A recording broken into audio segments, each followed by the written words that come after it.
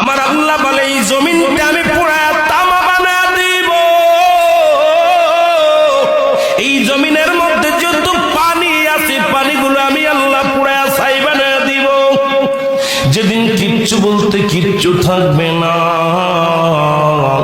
সেদিন থাকবে শুধু আমার আল্লাহ। আজকে কার জন্য সুদ খাও, কার জন্য ঘুষ খাও, কার জন্য ব্যভিচার করো, কার জন্য অন্যায় করো রে মন, কার জন্য তোমরা এত বাদই করো। আরে আজকে একটা কথা বলতে গেলে কষ্ট হয়। এই জমিনটা আল্লাহ পুরায়া তামা বানায়া দিবে। এই জমিনের মাটিগুলো পুড়ে হবে তামা। এই জমিনের যত পানি আছে পানিগুলো পুড়ে হবে ছাই। এই দুনিয়ার মধ্যে কিচ্ছু যেদিন থাকবে না, ওই তুরস্কের কত বাহাদুর, কত টাকাওয়ালা মিনিটের মধ্যে